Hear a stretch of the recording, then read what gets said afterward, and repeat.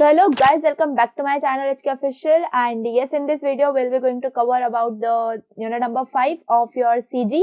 ठीक है, तो CG में हमारा जो यूनिट 5 है कर्व्स एंड फ्रैक्टल्स, बहुत ज्यादा सिंपल यूनिट है एंड उसी सिंपलेस्ट फॉर्म के अंदर हम उसको आज पढ़ रहे होंगे। बहुत ज्यादा सिंपल वे में I try to cover as fast as I can and आपको बहुत ज्यादा अच्छे से ये समझ में आ जाएगा। तो इससे पहले के सारे यूनिट्स जो है वो कवर्ड हैं, और भी DLD, OOPS, FD, SDM अगर आप चाहते हो तो वो भी आपको इस चैनल पर जाके हमारे मिल ही जाएंगे सारे सब्जेक्ट्स। तो यहाँ पर आके आगे बढ़ते हैं तो आपको समझ गया कि अभी हम क्या कर रहे हैं, यूनिट 5 को जो है हम पढ़ने जा रहे हैं। तो इसके अंदर ये जो सिलेबस है वो है, तो बेसिकली कर्व्स और फ्रैक्टल्स के बारे में हम इस यूनिट में पढ़ेंगे। तो कर्व्स से रिलेटेड हमारे पास इंट्रोडक्शन है, इंटरपोलेशन और अप्रोक्सीमेशन है, ब्लेंडिंग फंक्शन है, बी स्प्लाइन कर्व और बेजियर कर्व है। फ्रैक्टल्स के अंदर हमारे पास अगेन इंट्रोडक्शन है, उसका क्लासिफिकेशन है, फ्रैक्टल जनरेशन है, यानी कि हम स्लोप एक डिजाइन कर सकते हैं, ट्राइडिक कर्व डिजाइन कर सकते हैं, हिल्बर्ट कर्व डिजाइन कर सकते हैं एंड उसके एप्लीकेशंस है। तो ये जो है हमारा पूरा का पूरा सिलेबस है।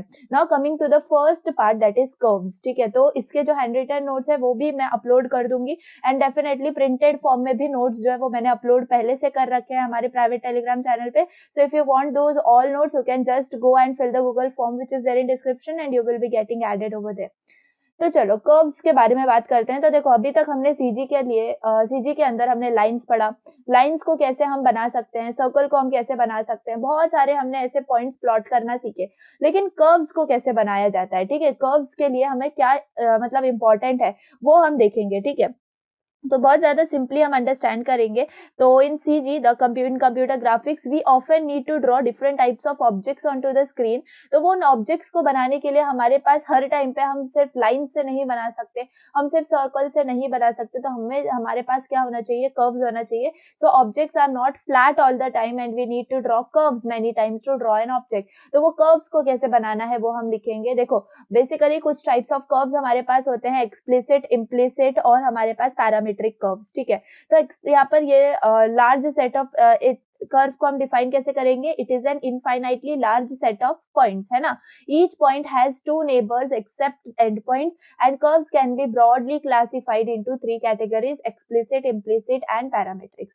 तो बेसिकली एक्सप्लिसिट कर्व्स का मतलब क्या होता है, एक्सप्लिसिट कर्व्स ऐसे टाइप के कर्व्स होते हैं like mathematic function f is equal to f of x can be plotted as a curve such as representation is explicit representation of curve। यानी कि सिंपल डेफिनेशन है, अगर हम उस कर्व को y is equal to fx के form में plot कर पा रहे हैं तब हम उसको बोलेंगे क्या है, ये एक्सप्लिसिट रिप्रेजेंटेशन ऑफ कर्व है। It is a single valued function for each value of x, only a single value of y is normally computed by the function. तो सिंपल अगर आपको इसका एक्सप्लेनेशन आता है तो पहले तो आप लिखोगे, डिफाइन करोगे कर्व्स को, फिर आप उसके टाइप्स लिखोगे एंड एक्सप्लिसिट कर्व के लिए सिंपल आपको इतना याद रखना है कि जो हमारा y is equal to f(x) वाला जो फंक्शन है वो अगर हम प्लॉट करते हैं तो वो एज अ कर्व प्लॉट होता है and that is nothing but the representation of explicit. अगर इम्प्लिसिट की बात करें तो implicit curve representations defines the set of points on a curves by employing a procedure that can test to see if a point in is on the curve. Usually an implicit curve is defined by an implicit function of the form। यानी कि यहाँ पर हम क्या करते हैं, y is equal to fx के साथ देखते हैं, यहाँ हम देखते हैं f of xy is equal to 0 होगा। So it can be represented multi-valued curves, multiple y values for a x value। ठीक है, so a common example is the circle whose implicit representation is this। हमें पता है ना x square plus y square is equal to r square, ये हमारा function या equation होता है कर्व का। तो वही हम इसको यूज करेंगे and just minus r square हमने यहाँ पर लेफ्ट हैंड साइड में ले लिया है। So this was the complete explanation of implicit curves. अब पैरामेट्रिक कर्व्स के बारे में बात करें, so curves having parametric forms are called as parametric curves. ठीक है, the implicit and explicit curve representations can be used only when the function is known। देखो हमें पता है कि जब फंक्शन पता होगा, यानी इधर f of x y 0 होगा, यहाँ पर y is equal to fx होगा, तभी हम बता सकते हैं कि ये एक्सप्लिसिट है या इम्प्लिसिट है ना।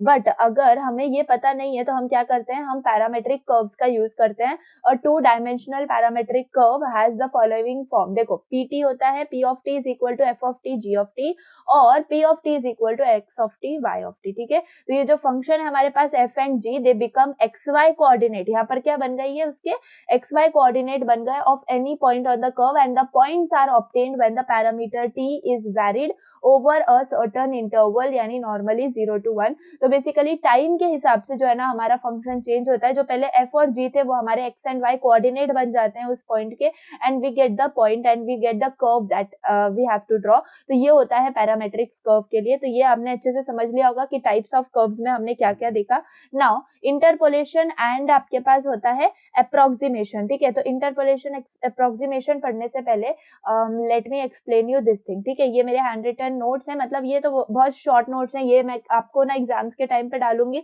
तो डेफिनेटली 5 मिनट मैक्सिमम में आपका जो पूरा यूनिट है वो रिवाइज हो जाएगा। तो देखो यूज क्या है इसका, देखो हमारे पास कर्व जनरेशन अगर हमें करना है, कर्व जनरेट करना है, तो बेसिकली वो दो ऑप्शंस होते हैं हमारे पास जिससे हम कर्व जनरेट कर पाते हैं। पहला होता है use of curve generation method, जो कि मेथड का यूज करते हैं हम, और सेकंड होता है अप्रोक्सीमेशन मेथड, ठीक है, जिसको हम अप्रोक्सीमेट द कर्व भी बोलते हैं।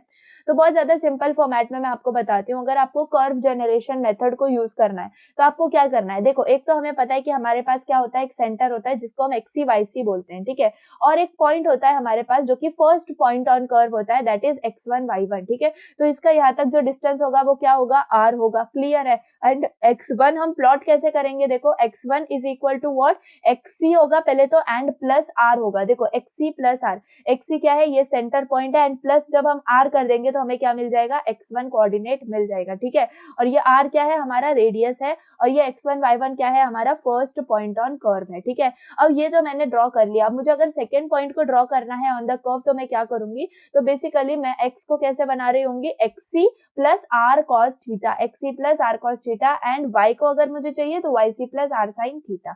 बेसिकली ट्रिग्नोमेट्री हमने यहाँ पे लगाई है एंड इस थीटा से समझा है। अगर मुझे दूसरा पॉइंट चाहिए प्लॉट करना है कर्व के ऊपर, तो मैं क्या बोलूंगी, x is equal to xc plus r cos theta and y is equal to yc plus r sin theta, and यही क्या है आपका x और y second point on the curve है, ठीक है।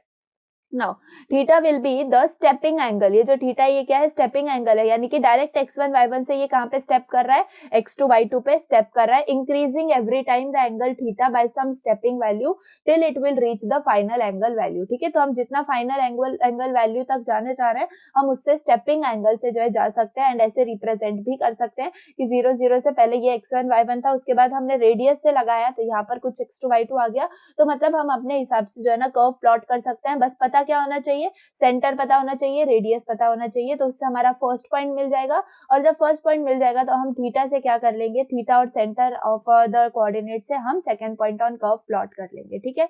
ये होता है आपका फर्स्ट मेथड जो होता है कर्व जनरेशन मेथड, ठीक है। उसके बाद होता है हमारे पास अप्रोक्सीमेशन मेथड, ठीक है। तो अप्रोक्सीमेशन मेथड के अंदर क्या होता है, देखो instead of using readymade algorithm, जैसे कि हमारे पास बहुत सारी एल्गोरिथम्स है जो कि हम स्ट्रेट लाइंस के लिए यूज करते हैं, हम डायरेक्टली इंटरपोलेशन टेक्निक का यूज करते हैं, and we can draw an approximation to a curve, यानी कि अप्रोक्सीमेट डायग्राम हम उसका बना रहे होते हैं, जो कि करेक्ट एकदम रियलिस्टिक जैसा करेक्ट नहीं होता है, बट हाँ अप्रोक्सीमेटली वो क्या होता है, करेक्ट होता है। So we know that curve is a set of points और पिक्सेल्स, सो जो सैंपल पॉइंट्स होंगे they are nothing but the some points on the estimated path of curve. Basically ये एक्चुअल कर्व है आपका, and जो हमने approximation से बनाया है, क्योंकि हमारे पास कुछ सैंपल पॉइंट्स थे, तो उन सैंपल पॉइंट्स को हमने जोड़ जोड़ के कुछ ऐसा बनाया है, तो ये क्या बन गया, इस एक्चुअल कर्व का ये अप्रोक्सीमेट कर्व बन चुका है, ठीक है। एंड सिमिलर पैटर्न में जब हमारे पास कुछ सैंपल पॉइंट्स होते हैं तो उससे हम उसका अप्रोक्सीमेट डायग्राम जो है वो बना सकते हैं, ठीक है ना।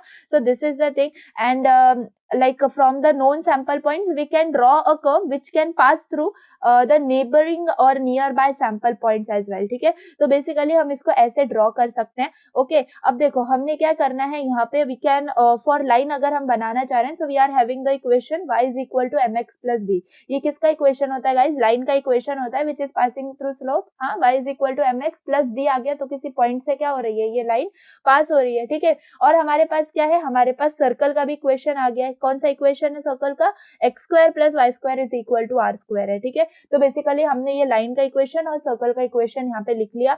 अब देखो यहाँ पर if we want to draw any curve, we must know the equation of that curve, right? So that we can place a point in that equation, and if the equation becomes true तो हम क्या बोल देंगे कि ये क्या है, approximate curve है, एंड इसी स्पेसिफाइड पॉइंट्स में क्या है, मेरा कर्व जो है वो लाई करता है, ठीक है। So there are many forms of functions जिनको हम यूज करके एडजस्ट कर सकते हैं उनके पैरामीटर्स को, और जो पॉइंट्स हैं वो फाइंड आउट कर सकते हैं between the sample points. Okay, normally जो हमारा फंक्शन होता है वो एक्सप्रेस किस फॉर्म में किया जाता है, y is equal to f x, correct है ना।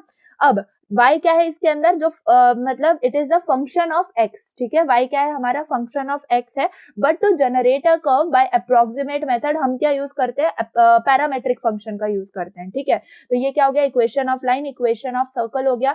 y is equal to f x क्या है, ये जनरल फॉर्म में हम जो फंक्शन को डिफाइन करते हैं, है ना, जो जिसमें y क्या है हमारा, यहाँ पे देखो बहुत ध्यान से समझो, y क्या है हमारा, फंक्शन ऑफ x है, करेक्ट। लेकिन हमें जो है ना, अगर इस प्लॉट करना है इस कर्व को, तो हमें चाहिए एक्स वाई जेड, जो कि हमारे पैरामेट्रिक फॉर्म से आएगा, तो x is equal to f x of a आएगा। Clear? So we are using the parametric form because it considers all three directions equally and it allows multiple values so that curve can cross itself. Clear? Suppose अगर हमारे पास एक curve है that passes through n sample points, तो हम क्या बोल देंगे, देखो कि वो x1 y1 z1 x2 y2 z2 से xn yn zn तक जा रहा है। तो इसीलिए हमने क्या किया, parametric form of equations consider किए ताकि हम 3 कोऑर्डिनेट सिस्टम से डील कर पाए। x क्या है हमारा, x के लिए होगा f x of a, y के लिए होगा f y of a, and z के लिए होगा एफ जेड ऑफ ए, ठीक है। तो बस इतना हमने याद रख लिया यहाँ पे। तो अब देखो यहाँ पर हमने क्या किया, अगर हमारा जो कर्व है वो पास कर रहा है थ्रू n सैंपल पॉइंट्स, तो हम यहाँ पे क्या बोलेंगे, देखो ऐसे ही होगा ना, मल्टीप्लाई होता रहेगा and till x n y n z n ये जाएगा। तो देखो एफ एक्स ऑफ ए, यानी कि अगर मुझे इसका एफ एक्स ऑफ ए निकालना है तो मैं क्या निकालूंगी, उसका फॉर्मूला क्या है, summation of i equal to 1 से n तक जाएगा x i b I a, ठीक है, x i b i of a, and same format में एफ वाई ऑफ ए के लिए भी and f z of a के लिए, जस्ट यहाँ पर क्या आ जाएगा, एक्स आई की जगह वाई आई आ जाएगा एंड इधर जेड आई आ जाएगा। अब ये बी आई ऑफ ए क्या है ना, बी आई ऑफ ए क्या है, तो b i of a is nothing but called as your blending function, ठीक है। इसको क्या बोला जाता है, ब्लेंडिंग फंक्शन। क्यों, क्योंकि ये एक कॉमन फंक्शन है हमारे f x of a, f x of y, f x of z के लिए, ठीक है। बेसिकली एक पॉइंट से रेफरेंस लेके हम कर रहे हैं ना, f x of a, f y of a and f z of a, clear है। तो ये जो ब्लेंडिंग फंक्शन है ये कॉमनली इसके अंदर यूज किया जाता है। तो बेसिकली ये ब्लेंडिंग फंक्शन क्या है, तो वो जो है हमें यहाँ पर समझ। तो यहाँ पर बेसिकली इंटरपोलेशन और अप्रोक्सीमेशन का आपको मतलब जो है ना अब समझ में आएगा, जब मैंने आपको कर्व जनरेशन बता दिया। अभी हम कंटिन्यू करेंगे यहाँ पर जो हमारा ब्लेंडिंग फंक्शन का था ना, इसका आगे जो डेरिवेशन है वो हम अभी करेंगे, लेकिन इंटरपोलेशन एंड अप्रोक्सीमेशन, तो इंटरपोलेशन और अप्रोक्सीमेशन का आपको जो है ना कंपैरिजन पूछा जाता है। तो देखो सिंपल फॉर्म में इंटरपोलेशन वो होता है कि हमारे पास क्या है, सारे के सारे पॉइंट्स प्रेजेंट है और वो एक्चुअल पॉइंट्स हैं, ठीक है। तो हम क्या करेंगे, सारे के सारे पॉइंट्स से हमें क्या करना होगा, हमारे कर्व को पास करवाना होगा। So this goes through all specified points, ठीक है। Sounds more logical but unstable, ये बहुत ज्यादा लॉजिकल है, मतलब हमें लग रहा है कि हाँ ये परफेक्ट एक्चुअल कर्व बना रहा है, लेकिन ये जो है अनस्टेबल होता है। कॉमनली यूज किया जाता है टू डिजिटाइज ड्रॉइंग्स और टू स्पेसिफाई एनिमेशन पाथ्स, ठीक है। अप्रोक्सीमेशन में क्या होता है, देखो अभी हमने समझा कि कुछ सैंपल पॉइंट्स होते हैं हमारे पास एंड उनसे हम अंदाजन क्या करते हैं, अप्रोक्सीमेटली क्या करते हैं, उस कर्व को बना रहे होते हैं। So this does not go through all points, इसके लिए जरूरी नहीं है, यहाँ पे देख सकते हो ये सारे पॉइंट से नहीं जा रहा है, करेक्ट है ना। सो इसीलिए ये थोड़ा कन्वीनियंट होता है and we used it as a design tool to structure the object surfaces. Object का जो सरफेस है उसको डिजाइन करने के लिए, स्ट्रक्चर देने के लिए अप्रोक्सीमेशन मेथड का यूज किया जाता है, ओके। अब जो ब्लेंडिंग फंक्शन के बारे में मैं आपसे बात कर रही थी ना, राइट, यहाँ पर एक सेकेंड, यहाँ पर जो ब्लेंडिंग फंक्शन हमने देखा, राइट, तो वो क्या है, तो बेसिकली उसको यहाँ पर आप अच्छे से समझो। क्या, ये पॉपुलर कर्व्स होते हैं which are used in graphics which are specified by parametric equations. तो कौन से पैरामेट्रिक इक्वेशंस है वो मैंने आपको बताए, है ना। तो अगर सिंपल ब्लेंडिंग फंक्शन पे आपको नोट आता है तो आप ये लिखोगे, ठीक है। एंड स्पेसिफिकली अगर आपको अप्रोक्सीमेशन के लिए ब्लेंडिंग फंक्शन लिखना है या जिसके लिए भी लिखना है, सो अकॉर्डिंग टू दैट आप उसको कर रहे होते हो, ठीक है। देखो यहाँ पर जैसे ये वाला ही ऐसे ही हमने लिखा ना, जस्ट वहां पर u की जगह क्या था, a लिया था हमने पॉइंट को, and they allows curves that can double back and cross themselves which are impossible to specify an single equation in the y is equal to f of x case, ठीक है। तो basically हमें 3 directions के अंदर 3 coordinates के अंदर समझना है, इसीलिए ये जो है पैरामेट्रिक कर्व्स का यूज करता है blending function either using this y is equal to f of x, ठीक है। तो parametric equations are also easier to evaluate, इसलिए ब्लेंडिंग फंक्शन करता है पैरामेट्रिक इक्वेशंस का use. General idea as with all curve algorithms is to use the control points to generate parametric equations. So to draw the curve, all that is then needed is to step through u at some small amount, drawing straight lines between the calculated points. The smaller the step size, the more smooth the curve will appear. तो basically blending functions के लिए हमारे पास एक mathematical expression होता है जिसको हम derive करते हैं। तो देखो मैं आपको ये हैंड रिटन दिखाती हूँ, आपको बहुत अच्छे से समझ में आ जाएगा। ये कोई आपका पॉइंट है जो कि हमारा उसके जो एक्चुअल पॉइंट्स हैं वो कुछ ऊपर की तरफ है, ठीक है। तो बेसिकली एक ये कर्व है वो आप समझ लो, एंड इसका जो ब्लेंडिंग फंक्शन है वो क्या है, 1 है। ये एक शॉर्ट मैंने ट्रिक लिख के रखी है, देखो याद रखो हमेशा जब भी आपका जो ब्लेंडिंग फंक्शन होता है वो अगर 0 होता है, इसका मतलब वो जो पॉइंट है वो पास नहीं कर रहा है कर्व से, जो भी सैंपल पॉइंट हम कंसीडर कर रहे हैं। और अगर हमारा bi ऑफ 1 आता है तो इसका मतलब वो पॉइंट जो है वो पास कर रहा है हमारे कर्व से, ठीक है। तो हम कंडीशन यही कंसीडर कर रहे हैं कि जो हमारा पॉइंट है वो पास हो रहा है कर्व से, तो bi ऑफ a जो है वो 1 होना चाहिए, लेकिन वो कौन सा पॉइंट होगा है ना, वो जो है हमें ढूंढना है। तो लेट्स से हमने क्या किया, a है हमारे पास, वो क्या है -1, that is for first sample point and 0 for a which is equal to 0। तो हमने दो पॉइंट्स कंसीडर कर लिए -1 और 0, एंड सिंपली हम 1 से 1 2 3 4 हम सारे पॉइंट्स को क्या करते रहेंगे, यहाँ पर हम आगे आगे बढ़ते रहेंगे अपने सैंपल पॉइंट्स के अंदर। तो उसके लिए फॉर्मूला क्या बनता है, देखो यहाँ पर सबसे पहले आपका आएगा a, एंड उसके देखो लास्ट में जो है 1 2 से लास्ट में जो है हमारे पास क्या बच रहा है, n-2 बच रहा है, ठीक है, क्योंकि ये जो है लास्ट पॉइंट है। एंड यहाँ पर a is equal to a-1 होगा, a-2 होगा, फिर इंटू a-3, a-4 ऐसा होता रहेगा। तो जस्ट ये इक्वेशन आपको याद रखना है। जब ये लास्ट में चला जाएगा तो मुझे बताओ लास्ट क्या है, n-2 है, करेक्ट। तो यहाँ पर a माइनस ऑफ n-2 हो जाएगा। ये भी a भी जो है -0 हुआ है, लेकिन -0 का कोई मतलब नहीं होता, इसलिए डायरेक्टली मैंने क्या लिखा है, a लिखा है।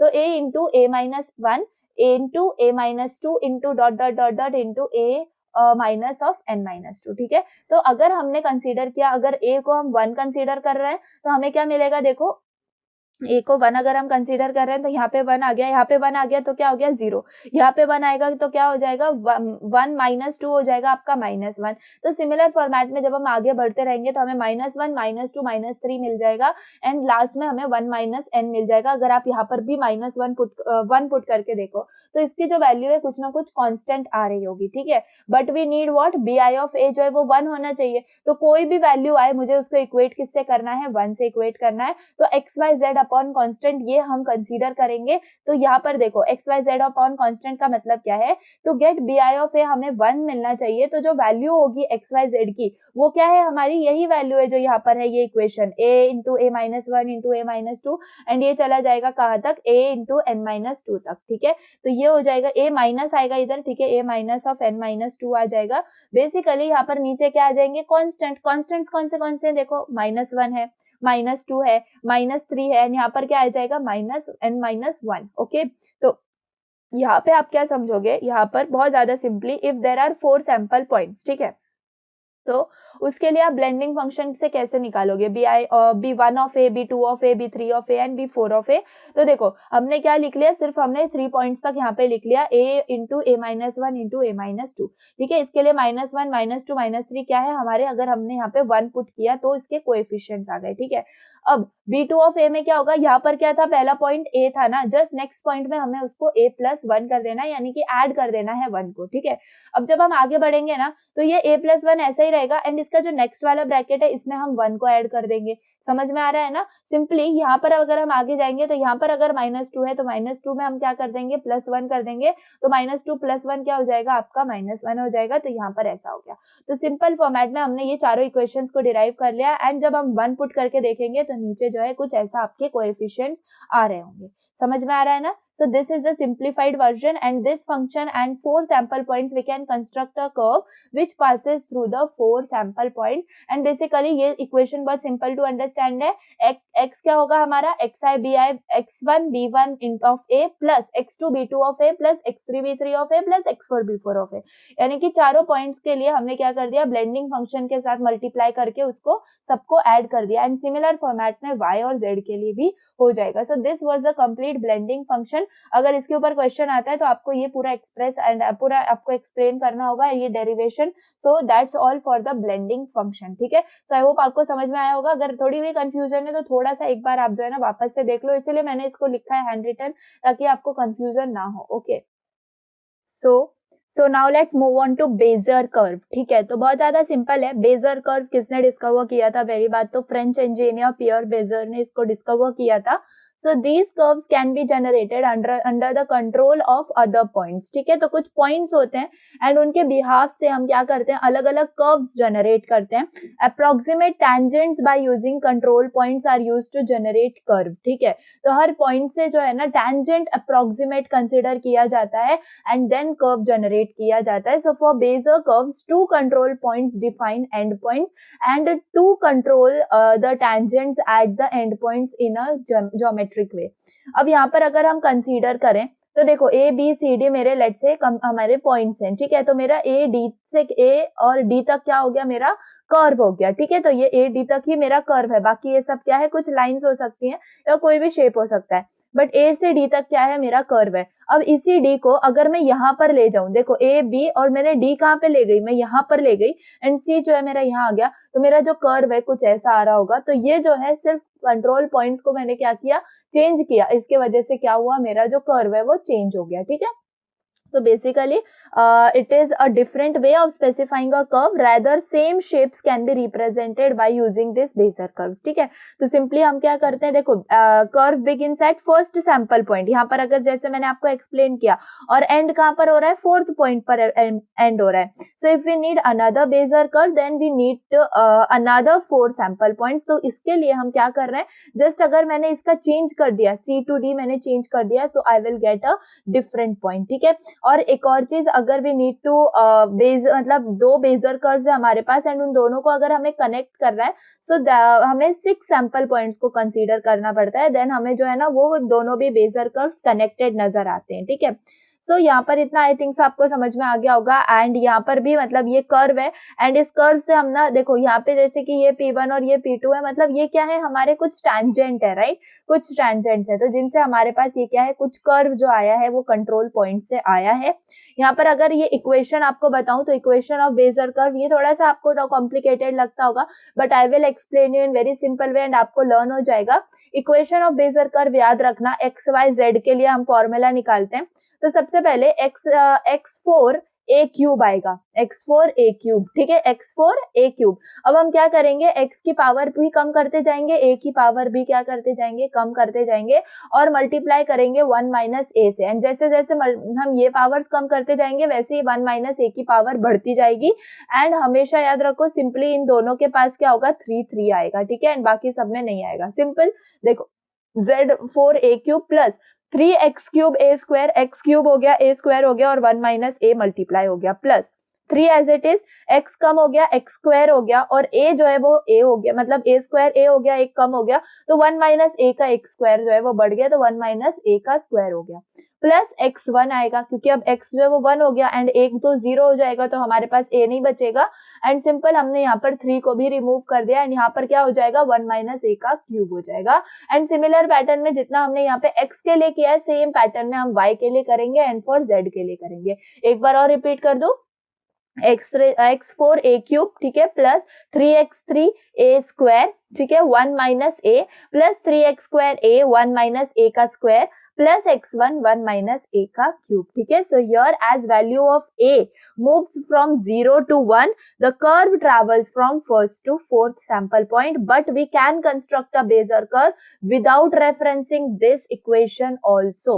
ठीक है, मतलब ये इक्वेशन तो है, ठीक है, इसके रेफरेंस से भी हम Bezier curve बना सकते हैं, लेकिन एक बहुत ही ज्यादा सिंपल वे है जो कि सिर्फ मिड पॉइंट्स देखने से है तो वो मैं आपको बताती हूँ। बेसिकली अगर आप अप्रोक्सीमेशन देखो तो इसका अप्रोक्सीमेशन ऐसे भी बन सकता है, R1 और R4 तक हम क्या ले सकते हैं, टेंजेंट ले सकते हैं, ठीक है। उसके बाद फिर हम इन दोनों के क्या करते हैं, पॉइंट बना देते हैं, उन दोनों को मतलब कनेक्ट कर देते हैं, तो ये भी हमारे क्या बन जाते हैं, कुछ एंड पॉइंट्स बन जाते हैं। तो instead of providing R1 and R4 जो कि यहाँ पर टेंजेंट्स थे, we provide 2 additional control points जो कि P2 और P3 है, एंड इसी को क्या बोलते हैं, अप्रोक्सीमेशन बोलते हैं। ये कुछ बेजर कर्व्स हैं यहाँ पर, सम बेजर कर्व्स आर दिस। अब देखो मैंने जो आपको बताया कि जो सिंपल वे है, जो कि आपने अगर ये इक्वेशन आपको यूज नहीं करना है, ठीक है, ये वाला इक्वेशन आपने नहीं यूज करना है, आपको मतलब सिंपली बहुत ज्यादा सिंपली बेजर कर्व डिजाइन करना है। तो देखो मैं आपको बताती हूँ, बहुत ज्यादा सिंपल है, ये वाला भी डायग्राम मत रेफर करो, मैंने यहाँ पे जो लिखा है ना हैंड रिटन, ये देखो बहुत ज्यादा सिंपल है, जो मैं बोल रही हूँ बस उतना समझो। आपके पास ABCD ये कर्व है, ठीक है, ओके यहाँ पे ओके तो यहाँ पर देखो ये क्या है, मेरा A है, ये क्या है, मेरा B है, ठीक है, और ये क्या है, मेरा C है, और ये क्या है, मेरा D है, करेक्ट है ना। तो ABCD मेरे पास क्या है, एक ओरिजिनल कर्व है, ठीक है, जिसके पास ABCD क्या है, ये उसके कंट्रोल पॉइंट्स हैं, ओरिजिनल कंट्रोल पॉइंट्स हैं। So here are we having 3 lines. कौन सी 3 लाइंस हो गई, AB एक लाइन हो गई, BC एक लाइन हो गई, और CD जो है वो एक लाइन हो गई। देखो मैं यहाँ पर हाईलाइट करूँ तो ये AB एक लाइन हो गई है, ये BC एक लाइन हो गई, और ये CD एक लाइन हो गई। समझ में आ रहा है। तो मुझे बताओ इन तीनों लाइंस का अगर मैं क्या लूं, इन तीनों भी लाइंस का मैं मिड पॉइंट लूं, ठीक है, ये तो कर्व ही है, राइट, AD तो कर्व ही है, ये लाइन नहीं है, इसलिए मैंने उसको कंसीडर नहीं किया। AB BC और CD को अगर मैं कंसीडर करूं तो AB का मिड पॉइंट क्या है, देखो P है, ठीक है, इसका मतलब ये जो है, ये मुझे मिड पॉइंट इसका यहाँ पे मिला है। सिमिलर पैटर्न में BC के लिए मैं बात करूं तो मुझे मिड पॉइंट क्या मिला है, ये Q मिड पॉइंट मिला है। सिमिलर पैटर्न में इस CD के लिए मैं बात करूं तो मुझे R जो है वो क्या मिला है, मिड पॉइंट मिला है। तो जस्ट मैं क्या कर दूंगी, इन तीनों भी मिड पॉइंट्स को ऐसे जो है ना कनेक्ट कर दूंगी, ठीक है, ऐसे क्या कर दिया मैंने, इन दोनों को, तीनों को कनेक्ट कर दिया।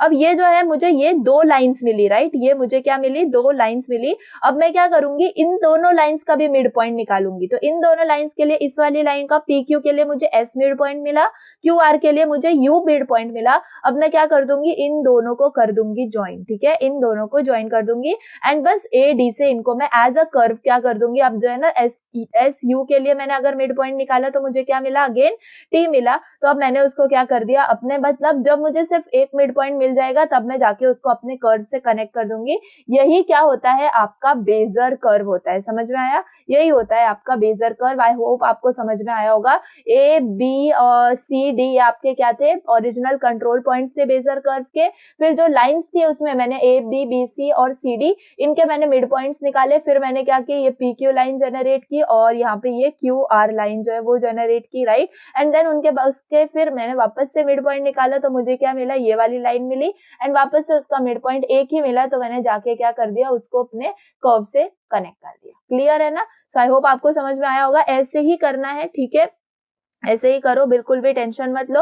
बेजर कर्व के लिए बस आपने इतना ही दिखाना है। इक्वेशन आपको याद रहता है तो वेल एंड गुड, वैसे भी हमें उसको उसके लिए अल्टरनेटिव ही देना है। तो अगर आप इसको एक्सप्लेन करते हो ना तो बहुत अच्छे से आपको समझ में आएगा। जस्ट इसको ना अच्छे से एक्सप्लेन कर सकते हो। आप चाहो तो ये वाला भी डायग्राम कंसिडर कर सकते हो, सेम डायग्राम है, सेम टू सेम डायग्राम है, एंड इसका एक्सप्लेनेशन यहाँ पर है। तो आप चाहो तो ऐसे स्टेप 1 स्टेप 2 स्टेप 3 में भी आप एक्सप्लेन कर सकते हो। दैट्स इट, ठीक है। तो Bezier curve I hope so आपको समझ में आया होगा। कुछ प्रॉपर्टीज हैं बेजर कर्व की।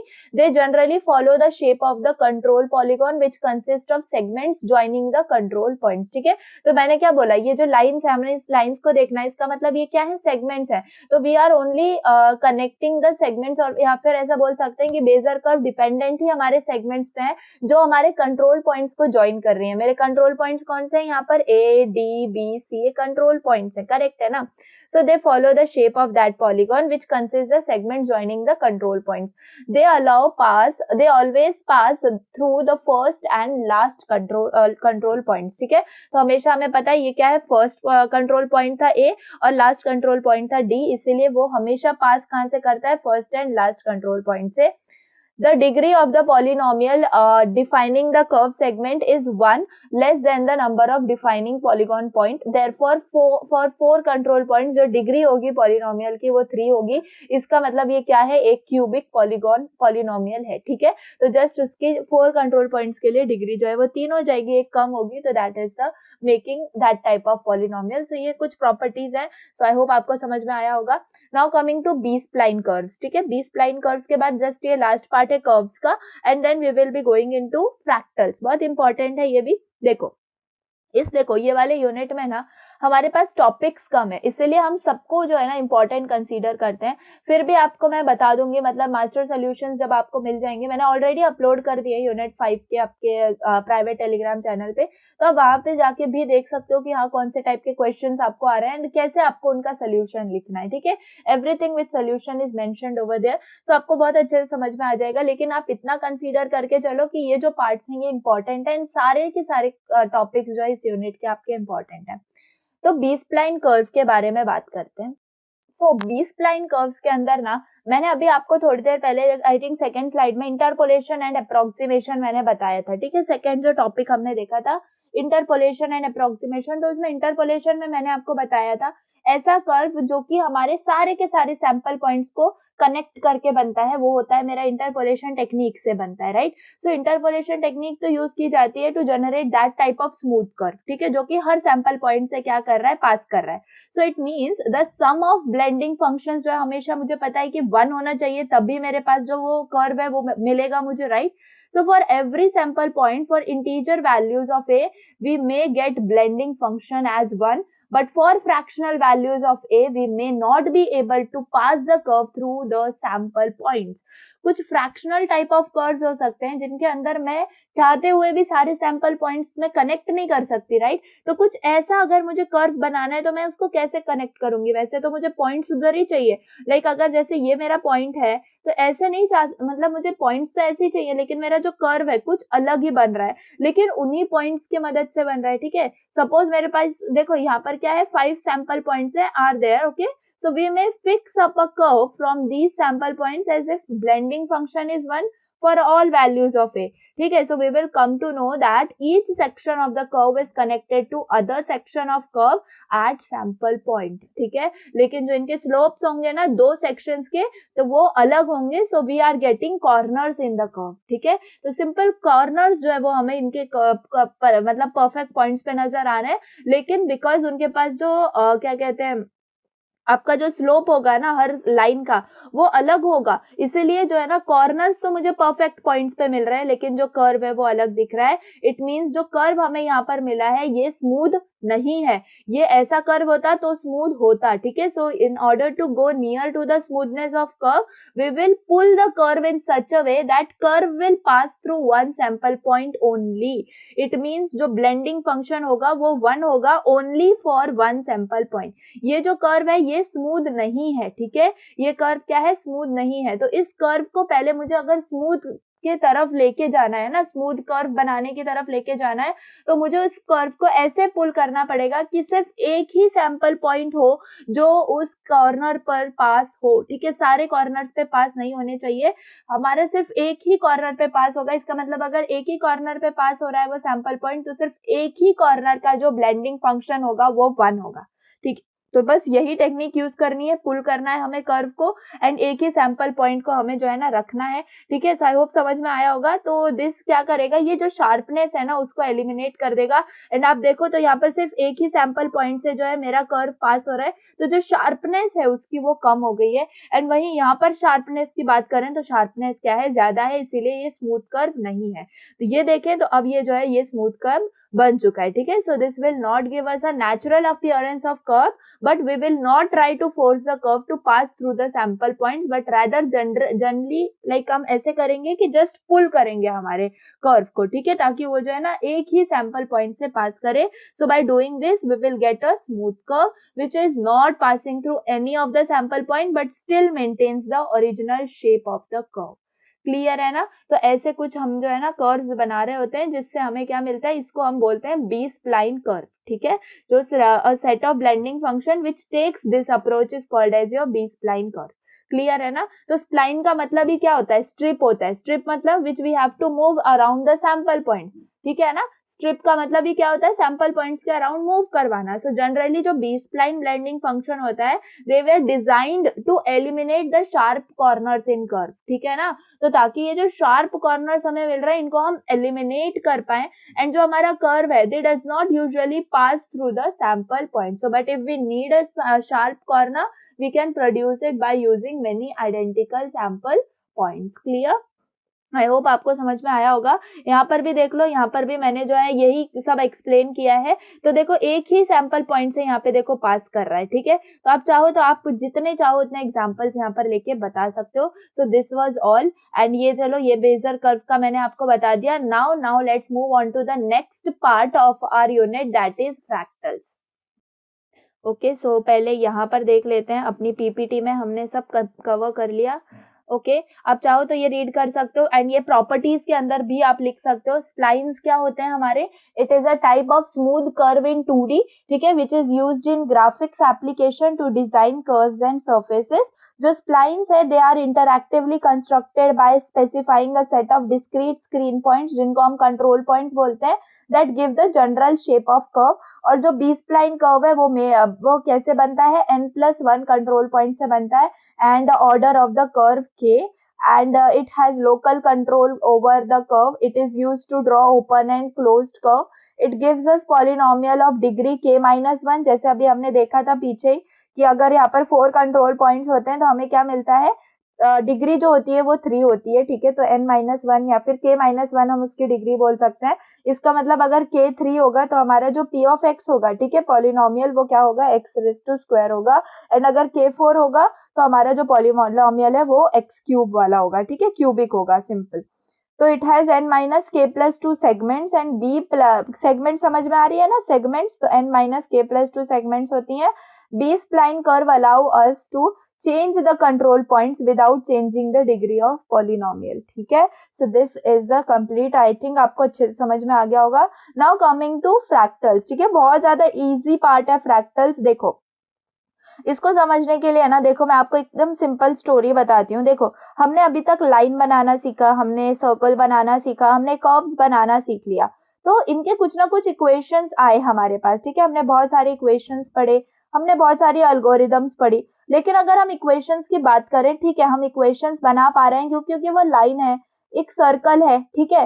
लेकिन अगर हमें किसी भी नेचुरल ऑब्जेक्ट का मुझे अगर इक्वेशन बनाना हो, लाइक अगर नेचुरल ऑब्जेक्ट्स में कंसीडर करूं mountain, trees, ocean waves, clouds, इनका तो इरेगुलर शेप होता है, right. So it will be very difficult to draw these shapes by using normal equation, है ना। so there are many methods of modeling these natural objects, but when one of the most interesting thing is this fractals, ठीक है। तो mathematical perspective होता है fractals, जिसके मदद से हम जो नेचुरल ऑब्जेक्ट्स हैं उनको डिस्क्राइब कर सकते हैं, एंड बहुत ज्यादा इजी प्रोसीजर से विदाउट यूजिंग एनी इक्वेशंस हम उसको मॉडल कर सकते हैं, डिजाइन कर सकते हैं, ठीक है।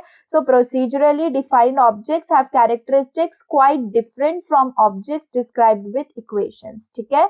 So one of the basic property that characterize मतलब जो फ्रैक्टल्स को कैरेक्टराइज करता है वो है सेल्फ सिमिलैरिटी, ठीक है। अब सेल्फ सिमिलैरिटी प्रॉपर्टी अगर किसी ऑब्जेक्ट के अंदर है, वो क्या करता है, it can take different forms depending on the choice of fractals representation, ठीक है। और ये सेल्फ सिमिलैरिटी का मतलब क्या है, ये इतनी अच्छी मतलब मेन प्रॉपर्टी या फिर मेन कैरेक्टरिस्टिक है हमारे फ्रैक्टल की। तो self similarity means if we zoom into a piece of fractal, we will keep seeing the same structure repeated over and over.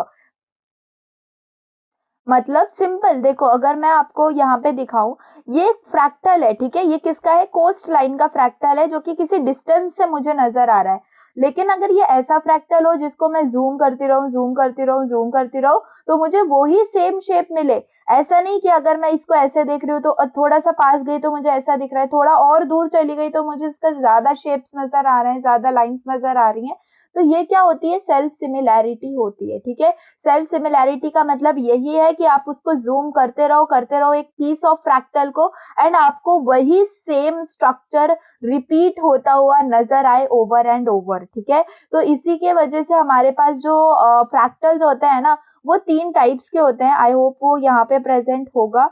तो देखो पहले चलो ये पढ़ लेते हैं फ्रैक्टल्स का एकदम perfect definition. A fractal is generally a rough or fragmented geometric shape that can be subdivided into parts, each of which at least approximately a reduced size copy of the whole, a property called the self similarity। तो self similarity जो है वो follow करना चाहिए, तभी क्या होता है, वो फ्रैक्टल्स कहलाया जाता है। कुछ मैथमेटिकल एक्सप्रेशंस के बारे में मैंने आपको बता दिया कि ये कोई इक्वेशन फॉलो नहीं करता है।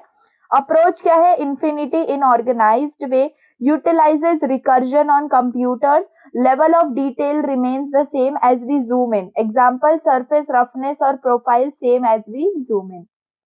ठीक है, तो देखो एक माउंटेन है, आप दूर से उसको देख रहे हो तो वो ऐसा नजर आ रहा है, थोड़ा पास आप चले गए तो ऐसा नजर आ रहा है। अब उस माउंटेन के नीचे आप खड़े हो, मतलब बहुत ज्यादा क्लोज में हो आप, तो आपको कुछ ऐसा नजर आ रहा है। तो ये क्या है, ये फ्रैक्टल्स है। ठीक है, so a mountain outlined against the sky continues to have same jagged shape as we view it from a closer and closer position। If we took the grains of sand and put them under a microscope also, so we would again see the same detail repeated again and again। so ये जो similar shapes होते हैं, ये बहुत सारे examples हम ले सकते हैं। तो ये होता है फ्रैक्टल का ज्योमेट्रिक मेथड।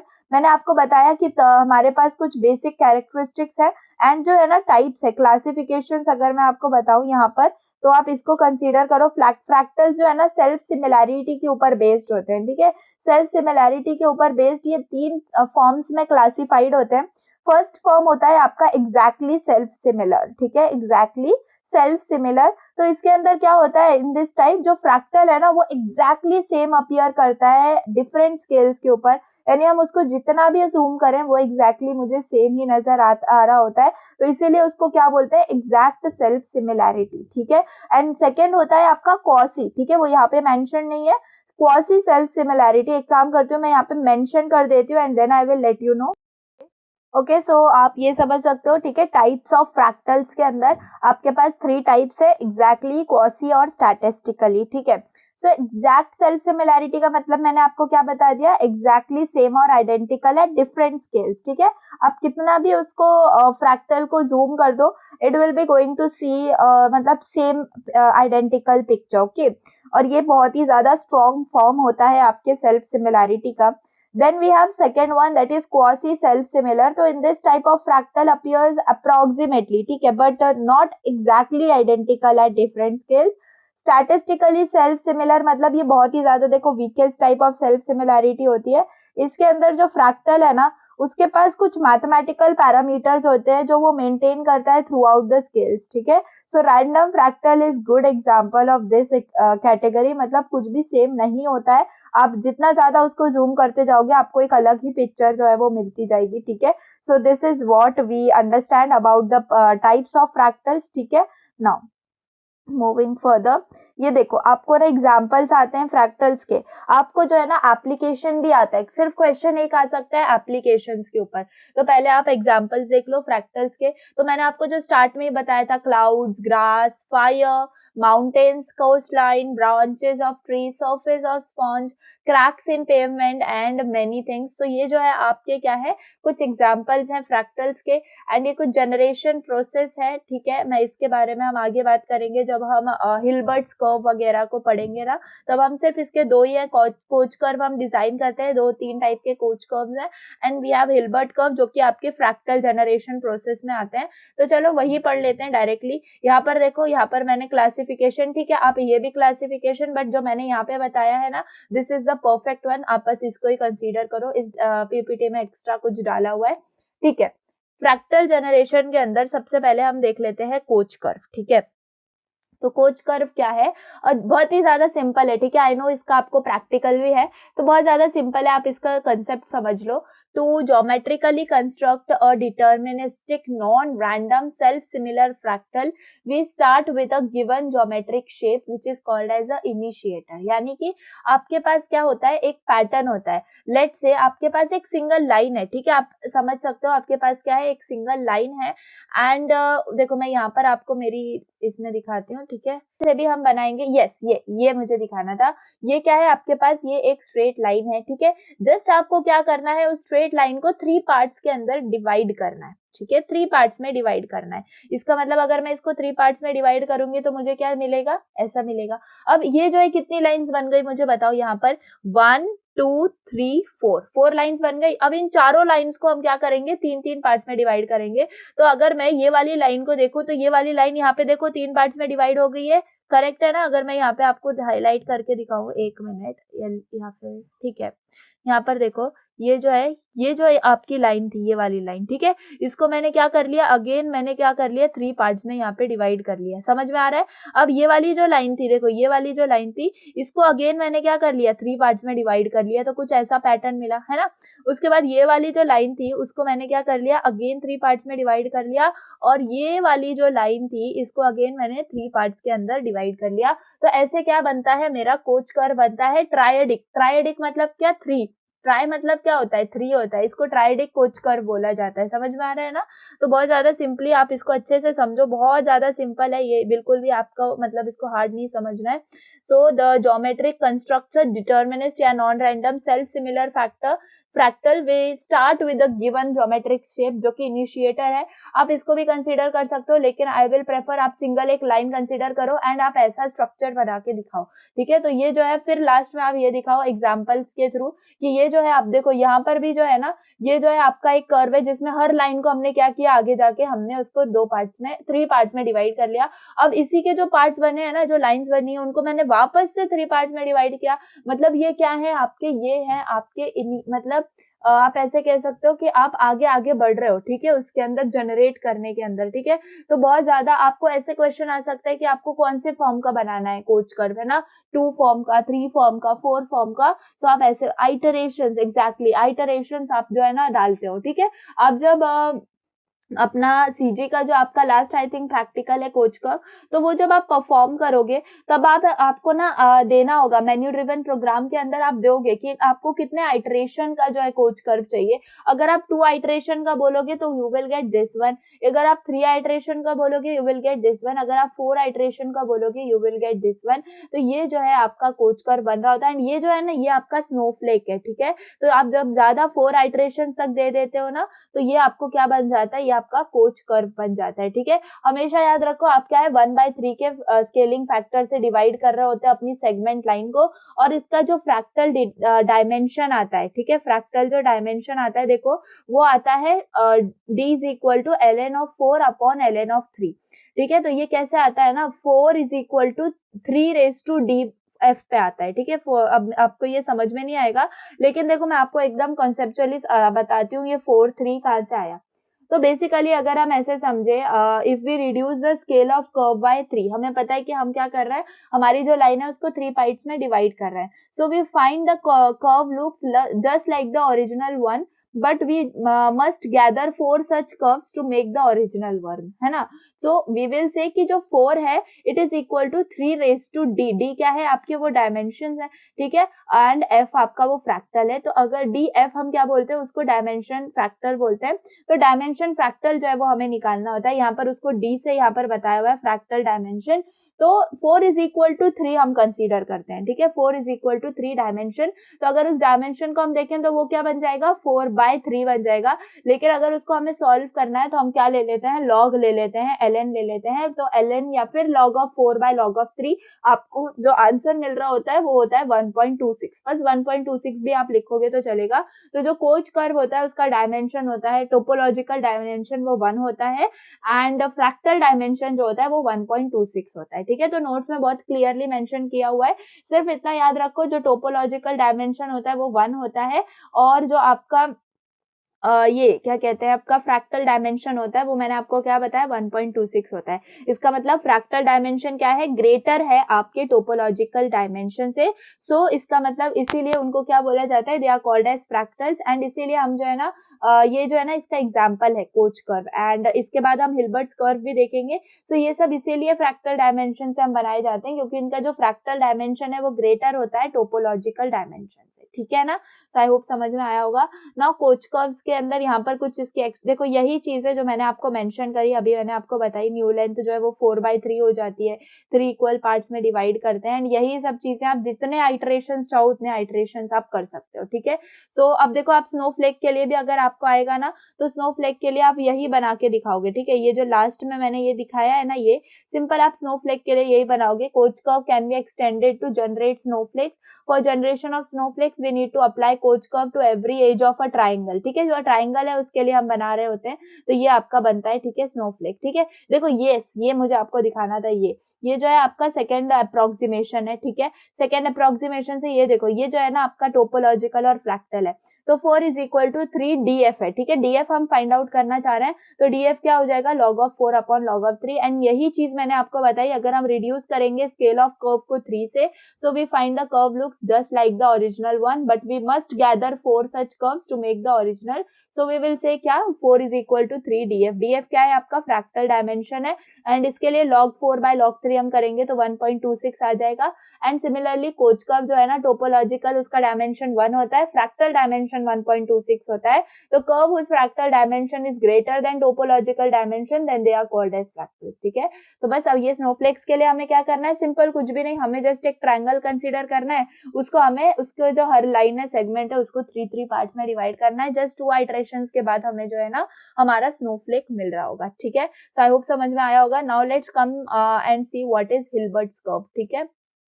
तो हिल्बर्ट्स कर्व को हम पियानो कर्व भी बोलते हैं, ठीक है, पियानो कर्व और स्पेस फिलिंग कर्व।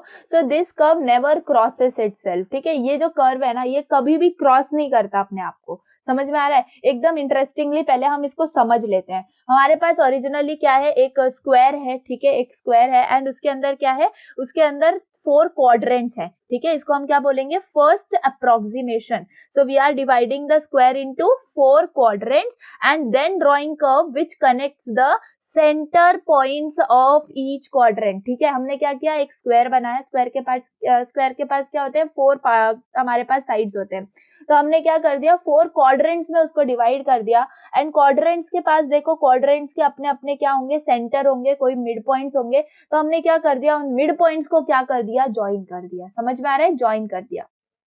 अब इतना समझ में आ गया। अब देखो आइटरेशन 1 में क्या है ना, सेकेंड अप्रोक्सीमेशन है, ठीक है। Second approximation will be further sub dividing each of the 4 quadrant. अब जो एक क्वाड्रेंट था ना, उसको अगेन हम क्या कर रहे हैं, 4 क्वाड्रेंट्स में डिवाइड कर रहे हैं, ठीक है।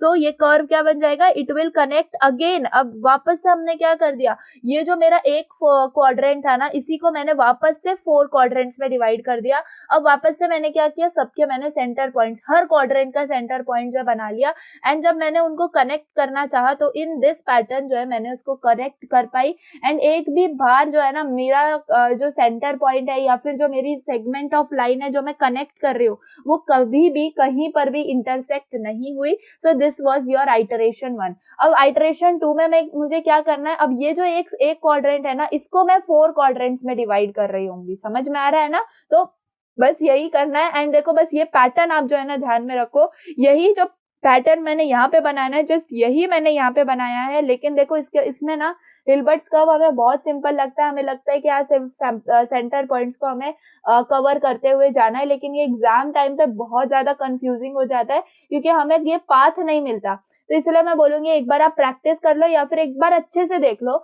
इसका जो पैटर्न है यही पैटर्न है, ठीक है, ये वाला ही पैटर्न है। जस्ट इसको हमने क्या कर दिया, यहाँ पे आप समझ सकते हो, इसको टेढ़ा कर दिया है ना, एंड मतलब ऐसे हॉरिजॉन्टल फॉर्मेट में, एंड देन हम इसको क्या कर रहे हैं, ऊपर ये वर्टिकल हो गया, उसके बाद ऐसे हो गया। तो मतलब इसको आप एक बार ड्रॉ करके देखोगे तो आपको अच्छे से समझ में आ जाएगा। लेकिन यही एक पाथ है जो कि आपको बनाना है, एंड देन आपका जो आइटरेशन 2 है वो करेक्ट समझा जाएगा। तो यहाँ पे ये क्या है, ये आपका थर्ड अप्रोक्सीमेशन है, जिसमें हमने वापस से सब डिवाइड किया है हमारे एक क्वाड्रेंट को 4 क्वाड्रेंट्स के अंदर, ठीक है। तो ये समझ में आ गया कि इसके अंदर हमने क्या किया एग्जैक्टली, ठीक है। तो बहुत ज्यादा सिंपल वे में आई होप आपने समझ लिया है। देखो इसका भी कुछ फ्रैक्टल डायमेंशन होता है एंड टोपोलॉजिकल डायमेंशन होता है, तो हमेशा याद रखो इसका भी टोपोलॉजिकल जो डायमेंशन है वो 1 ही होता है। तो इसका फ्रैक्टल डायमेंशन देखो कैसे हम निकाल रहे हैं। So length of the curve is infinite, and with each sub division जो लेंथ बन रही है हमारे वो इंक्रीज हो जा रही है by the factor of 4। Since we imagine no limit to the subdivision there is also no limit to the length, ठीक है। तो मतलब हम जितना चाहें उतना सब डिवाइड कर सकते हैं, उतनी जो है ना हमारी लेंथ बढ़ रही होगी। देखो यहाँ पर पहले कितना सा था, अब कितना बड़ा हो गया, राइट। तो ये जो है हमारा कोई लिमिट नहीं है, ठीक है। अब मैं चाहूँ तो आगे इसको भी डिवाइड कर सकती हूँ, इतू से फ्रैक्टल को भी 4 पार्ट्स में, लेकिन वो अगेन पूरा हमारी स्लाइड भर जाएगी, है ना। सो this was the thing, since we imagine no limit, there is no limit to the length, so we have constructed a curve which is topologically equivalent to line। जो हमारा टोपोलॉजिकल डायमेंशन है वो है 1। अगर हमें फ्रैक्टल डायमेंशन फाइंड आउट करना है तो हमें पता है हर सब डिवीजन में जो हमारा स्केल चेंज कर रहा है वो 2 से चेंज कर रहा है ना, but the length changes by 4, ठीक है। जो हमारा स्केल है वो चेंज कर रहा है बाय 2 एंड जो हमारी लेंथ है वो चेंज कर रही है बाय 4। तो हमारे पास डायमेंशन क्या आएगा, 4 इज इक्वल टू 2d, ठीक है। अब जब हम इस d के लिए निकालेंगे तो जो हमारा फ्रैक्टल डायमेंशन आएगा 4/2 वो क्या आएगा, 2 आएगा, ठीक है। तो हमारा फ्रैक्टल डायमेंशन इस केस में क्या आ गया, 2 आ गया। एंड पहले वाला जो हमने कोच कर्व देखा था उसके अंदर क्या आया था, 1.26 आया था, ठीक है। सो इस केस के अंदर हमारा जो टोपोलॉजिकल डायमेंशन है वो 1 है और अगेन फ्रैक्टल डायमेंशन जो है वो क्या है हमारा 2 है, ठीक है। So this is the considered way and I hope आपको समझ में आया होगा कि हिल्बर्ट्स कर्व जो है हमने कैसे कंसीडर किया and everything we have covered from this unit. तो आई होप आपको समझ में आया होगा। देखो again I am telling you what we have study, ठीक है। अब आप सिलेबस देखोगे तो आपको हर चीज इजी लगेगी। देखो इंट्रोडक्शन हमने कर्व्स का देखा जिसमें हमने जनरेशन ऑफ कर्व देखा 2 तरीकों से, है ना। उसके बाद इंटरपोलेशन एंड अप्रोक्सीमेशन, फिर ब्लेंडिंग फंक्शन हमने देखा, बी स्प्लाइन कर्व देखा, बेजर कर्व देखा, करेक्ट है। फ्रैक्टल्स के अंदर हमने उसका इंट्रोडक्शन देखा, हमने उसका क्लासिफिकेशन देखा, 3 टाइप्स के थे, है ना, एग्जैक्ट, क्वासी और क्या था एक आई थिंक स्टैटिस्टिक, यस। फिर फ्रैक्टल जनरेशन में हमने स्नोफ्लेक को जनरेट किया, हमने ट्राइडिक कर्व को जनरेट किया, हिल्बर्ट कर्व को जनरेट किया एंड यस एप्लीकेशंस मुझे आपको बताने थे, applications. So let me just make okay, I will tell you what are the applications of that. Yes, जो फर्स्ट एप्लीकेशन वो आपका फ्रैक्टल कर्व का ना, आप ये समझ लो कि आपको स्पेस रिसर्च में फ्रैक्टल्स यूज होता है। क्यों? क्योंकि हमें गैलेक्सीज को स्टडी करना होता है। हम अलग अलग चीजें लाइक अगर मुझे स्टार का भी पैटर्न समझना है, प्लैनेट का पैटर्न समझना है, तो वो जो पैटर्न है उनका कुछ स्ट्रक्चर होता है जो कि हम फ्रैक्टल्स की मदद से समझ रहे होते हैं। तो सबसे पहला एप्लीकेशन आप स्पेस रिसर्च में उसको कंसीडर करते हो। सेकेंड, आप मेडिकल साइंस में भी कंसीडर कर सकते हो। अगर आपने थोड़ा अगर गलती से आपके पास बायो होगा 11th-12th में, तो आपको पता होगा कि जो बैक्टीरिया का कल्चर होता है या फिर स्टडी ऑफ जीन्स होता है, हमारा डीएनए स्टडी करने के लिए, ह्यूमन एनाटॉमी स्टडी करने के लिए, तो उसके अंदर भी अगेन फ्रैक्टल्स का यूज हो रहा होता है, ठीक है। तो इसलिए हमारे मेडिकल साइंस में भी फ्रैक्टल्स के एप्लीकेशन है। थर्ड एप्लीकेशन अगर मैं आपको बताऊं बहुत ज्यादा सिंपल, केमिकल रिसर्च में, तो हमें पता है जो केमिकल रिएक्शंस होते हैं, मॉलिक्यूल्स होते हैं, एटॉमिक कल्चर्स होता है, जो स्टडी होती है हमारी छोटे छोटे हमारे मॉलिक्यूल्स की, इलेक्ट्रोमैग्नेटिक फील्ड्स की, उसके अंदर भी हमारा जो फ्रैक्टल है इसका यूज होता है, ठीक है। और फिर आप और भी एग्जांपल दे सकते हो for representing clouds, coast line, mountains, border lines, है ना। आप वीडियो गेम्स के अंदर भी फैक्टर्स का यूज करते हो, इमेज प्रोसेसिंग में भी, स्पेशल इफेक्ट्स देने के लिए भी। तो ये सारे एप्लीकेशंस है and these are more than enough जो आपको एग्जाम में मेंशन करने हैं, ठीक है। तो ऐसे हमारा जो पूरा सिलेबस है वो कवर होता है। एक बार देख लो, हमने टाइप्स ऑफ कर्व्स पढ़ लिए, हमने इसके बाद मैंने आपको जनरेशन ऑफ कर्व बताया। तो यहाँ पर देखो ये जनरेशन ऑफ कर्व के लिए हमने ये डायग्राम से समझा, है ना। उसके बाद अप्रोक्सीमेशन मेथड देखा। तो प्लीज ये जो है ना, आप थोड़ा सा एक बार चाहो तो टाइम है तो प्लीज लिख के देख लेना, एक बार हाथ के नीचे से चीज जाती है तो वो आपको याद रहेगी। ब्लेंडिंग फंक्शन जो है हमने इसका क्या किया था, पूरा डेरिवेशन लिखा था। बी स्प्लाइन कर्व्स के बारे में मैंने आपको बताया, तो इसमें सिर्फ ये डायग्राम भी आप बना दोगे ना तो आपको आधे मार्क्स मिल जाएंगे, ठीक है। बेजर कर्व के अंदर मैंने आपको ये इक्वेशंस बताए थे, है ना, ये डायग्राम्स मैंने बताए थे। फिर इक्वेशंस का मतलब अल्टरनेटिवली हमें ये सिंपल मेथड से भी बेजर कर्व फाइंड आउट कर सकते हैं, तो ये भी हमने देखा। फिर हमने फ्रैक्टल्स के बारे में पढ़ा, व्यू ऑफ कोस्ट लाइन। देखो ये जो है ये क्या है आपका, मुझे बताओ ये कौन से टाइप का एग्जाम्पल है। तो ये है आपका स्टैटिस्टिकल टाइप ऑफ एग्जाम्पल, क्योंकि हम जितना क्लोज जा रहे हैं जो इसका जो स्ट्रक्चर है वो चेंज होता जा रहा है, ठीक है। इसका स्केलिंग फैक्टर क्या होता है, देखो ये फ्रैक्टल अगर है तो इसकी लेंथ होती है L/N, ठीक है, L/N। तो लेंथ क्या है 5 सेंटीमीटर एंड N आ जाएगा हमारा नंबर। तो 5/5 1 सेंटीमीटर हो गया। स्केलिंग फैक्टर क्या होता है 1/S होता है। तो नंबर ऑफ स्केल्ड ऑब्जेक्ट्स हम चाहें तो s equal to 5, n equal to 5, तो बेसिकली ये वही चीजें हैं। एंड आप चाहो तो इसको भी एक्सप्लेन कर सकते हो, मतलब ये मैंने कैसे फाइंड आउट करना है आपका डायमेंशन है ना, फ्रैक्टल डायमेंशन, वो जस्ट यहाँ पे बताया है log of n by log n s। And आपको इतना ज्यादा एक्सप्लेन करने नहीं आएगा, जस्ट आपने अगर हिल्बर्ट्स कर्व है ना तो उसका फ्रैक्टल आप निकालोगे, तो उसका देखो सिंपल, तो इसीलिए मैंने बोला है कि ये नोट्स आपको जब मैं एग्जाम के टाइम डालूंगी ना तो आपको बहुत ज्यादा 5 मिनट में जो है ना पूरा यूनिट वो रिवाइज हो जाएगा, ठीक है। तो ये जो है आपका हिल्बर्ट कर्व है, एंड हिल्बर्ट कर्व के अंदर यहाँ पर देखो n इक्वल टू एस है हमारा, देखो ठीक है, हमारा जो ये देखा है ना n बाय एस, तो ये यही है। सिंपल हम क्या निकाल रहे हैं, हमारा 4 इक्वल टू 2 है हमारा, ठीक है, फ्रैक्टल डी आर बोलो डी एफ बोलो सब सेम है, ठीक है। यहाँ पर आपने जो है वो 2 आ गया, तो फ्रैक्टल डायमेंशन 2 आ गया, टोपोलॉजिकल डायमेंशन हमेशा 1 होता है। एंड यहाँ पर देखिए अगर, तो ये तो चलो कोच कर्व के लिए, तो कोच कर्व के लिए जो हमारा फ्रैक्टल डायमेंशन है वो क्या है, log 4 अपॉन log 3, बेसिकली वो 4 इज इक्वल टू 3 है, तो इसके लिए हमने क्या ले लिया, उसका log ले लिया, तो 1.26 जो है हमें उसका मिलता है। तो बेसिकली ये है, एंड स्नोफ्लेक्स के लिए हमने ये वाला डायग्राम समझ लिया। ऑफ कोर्स एक हर सेगमेंट को हम 3 सेगमेंट्स में डिवाइड कर रहे हैं, ठीक है। सो इंटरपोलेशन अप्रोक्सीमेशन के बारे में समझा, इंटरपोलेशन क्या कर रहा है, हर सैंपल पॉइंट को क्या कर रहा है, कनेक्ट कर रहा है। अप्रोक्सीमेशन में हम हर सैंपल पॉइंट को कनेक्ट नहीं करते, ठीक है, हमें जो डिजायर्ड शेप है, स्ट्रक्चर है, उसको ध्यान में रखते हुए हम कनेक्ट करते हैं। एंड अगर कोई पॉइंट हमारा मतलब कनेक्ट नहीं भी होता है तो इट इज ओके, क्यों, हम क्योंकि हम अप्रोक्सीमेशन कर रहे हैं, ठीक है। ब्लेंडिंग फंक्शन का मैंने आपको बता दिया, बेजर कर्व मैंने आपको बता दिया, ये जो है हमने मैंने वापस आपको इक्वेशन बता दी। फिर ये हमने समझा, ये जो है कुछ टाइप्स ऑफ बेजर कर्व्स हैं, ठीक है। तो सिंपल बेजर कर्व ये होता है, क्वाड्रेटिक ये होता है, क्यूबिक, ठीक है। फिर सम बेजर कर्व्स ये भी है, आप चाहो तो इनका भी एग्जांपल बना सकते हो, बट वो जो है इक्वेशन से करने से अच्छा है हम क्या करते हैं, ये मिड पॉइंट से हम कर लेते हैं, एंड 2 मिनट में हमारा जो बेजर कर्व है वो बन जाता है।